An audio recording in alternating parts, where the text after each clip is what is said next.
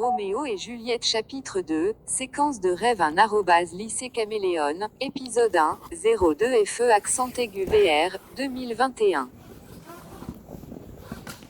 La classe de littérature anglaise était une répétition de l'EP en termes de Barbie doll austère. En raison de nos bavardages incessants, monsieur Dunn nous avait attribué des sièges par ordre alphabétique. Mon siège assigné était derrière celui de Barbie doll. Le professeur était en train de rendre nos essais. Il a dit, ces essais, vos essais, ont démontré votre manque d'appréciation et votre manque de compréhension des œuvres littéraires célèbres. S'arrêtant au bureau de Barbie doll, monsieur Dunn lui tendit l'essai qu'elle avait remis.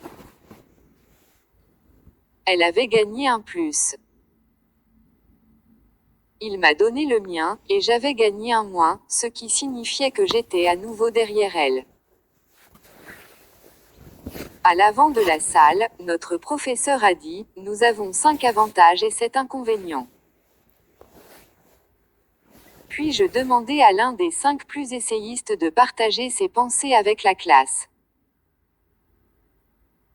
La main de Barbie doll n'aurait pas pu monter assez vite. Cette fille aimait l'attention et le traitement spécial. Monsieur Dunn a fait face à la classe. Il se tenait devant son bureau, les bras croisés. Barbie doll austère, dit-il en l'acceptant comme volontaire. D'abord, dites à la classe la question que vous avez choisie et pourquoi vous l'avez choisie, puis lisez votre essai, suivi d'une discussion en classe. Elle se précipita vers l'avant et se tint devant la classe. Elle aimait aussi être vue. Monsieur Dunn alla et se tint contre une fenêtre, il ne voulait pas détourner l'attention d'un de ses élèves. Fort et à vitesse modérée, a-t-il ordonné. Les 2 questions à développement étaient les suivantes. 1. Le destin suicidaire de Roméo et Juliette était-il ou un destin auto-infligé? 2. Qu'est-ce qui a empêché Roméo et Juliette de se marier? Barbie doll a commencé, classe, merci pour votre amour et votre soutien. Elle agissait enfantine, son expression joyeuse était manifestement malhonnête. La plupart d'entre nous, filles de 7e année, savions que Barbie doll était encline à organiser des expositions de chiens et de poneys pour attirer l'attention. Souviens-toi, classe, aime-moi parce que je suis belle. C'est mon destin que je sois belle.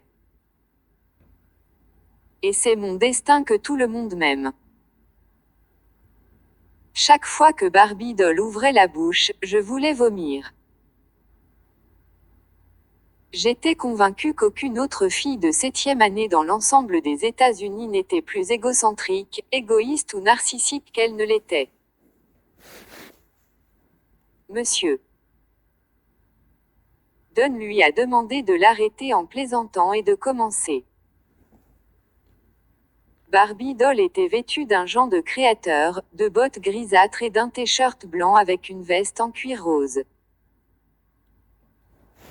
Sa coiffure était bien faite, tissée en haut puis droite vers l'arrière, au milieu de son cou. Moi, Barbie doll B austère, j'ai choisi la première question à dissertation. Je crois honnêtement que les dés avaient déjà été jetés quant à la vie des personnages et que leur vie était fixée et prédéterminée en fonction de leur sort. Elle s'arrêta un instant. Elle nous a regardés, ses camarades de classe, puis notre professeur. Il n'y avait pas de bonne ou de mauvaise réponse. Personne ne s'est suffisamment soucié de soutenir ou de contester sa demande. Personne ne se souciait de son opinion et personne n'a tenté de parler au nom de William Shakespeare. Barbie Doll se prépara, puis se mit à lire. Roméo et Juliette de William Shakespeare est un récit d'amour entrelacé d'hostilité, qui s'est terminé par un suicide insensé dérivant d'une incompétence au plus haut niveau.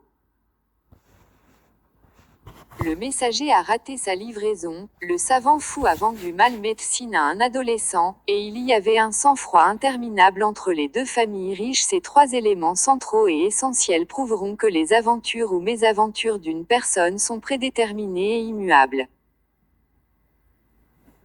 Était-ce une simple paresse ou était-ce le destin que frère Lawrence n'ait pas livré le message à Roméo lui-même? S'il l'avait fait, alors l'histoire se serait déroulée différemment depuis qu'il a évoqué toute la tromperie. Deux jeunes vies auraient pu être épargnées. Est-ce qu'un autre moine en plus de l'incompétent frère Jean pourrait faire les démarches? Avec un peu de chance, il y avait d'autres moines autour en plus de Lawrence et John, que je n'ai aucun doute qu'il y avait. Si frère Lawrence avait choisi un autre moine en dehors de frère Jean, alors plus que probable, le message aurait été livré et les deux vies épargnées. Crois honnêtement que le destin a guidé les actions des deux moines. Ils auraient pu dire non à de nombreux moments, mais ils ont choisi de ne pas le faire car le destin dictait chacun de leurs mouvements. Si Roméo était né dans un autre pays ou dans une famille paysanne pauvre, je concéderais que le destin n'a joué aucun rôle dans le suicide de Roméo et Juliette. De plus, le destin a guidé leur naissance. Ce n'était pas un hasard si Juliette était une belle adolescente et Roméo était un bel adolescent. Les équations fonctionnent, une belle femme et un bel homme font une belle progéniture. De toute évidence, indubitablement, le destin a conduit ces deux familles riches et leurs deux enfants à une fin tragique. Ce n'était pas une erreur qu'il y avait de l'anarchie dans l'industrie pharmaceutique et un manque de surveillance de la FDA. Tout élève du primaire pourrait se rendre dans une pharmacie et acheter les médicaments disponibles. S'il y avait eu un protocole en termes de vérification d'identité, Roméo n'aurait pas pu acheter le poison. Le destin a dicté l'approche permissive de l'achat de drogue et de médicaments à cette époque. La surveillance, la sournoiserie des sociétés pharmaceutiques et le manque de responsabilité de ceux qui vendaient les médicaments étaient tout prédestinés, fixés, les dés étant déjà lancés. Leur lot était déterminé. C'était le destin. La querelle sanglante et le drame sans fin entre les deux familles riches ont également été fixés par le destin, et il se trouve que leurs enfants s'aimaient. Cela n'aurait pas été le destin si Roméo avait aimé une paysanne au hasard, et il en va de même pour Juliette. Ce n'était pas un hasard si Roméo et Juliette étaient tous les deux riches.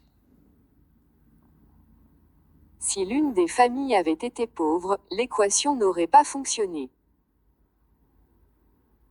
Ce serait un hasard, une bizarrerie, un accident. Pour qu'une équation fonctionne, des nombres prédéfinis sont nécessaires. De même, le destin a dicté la vie de Roméo et Juliette depuis la série de des aventures ou des mésaventures ont équilibré l'équation, ce que seul le destin est capable de faire. Enfin, un nombre aléatoire ne fonctionne pas mathématiquement.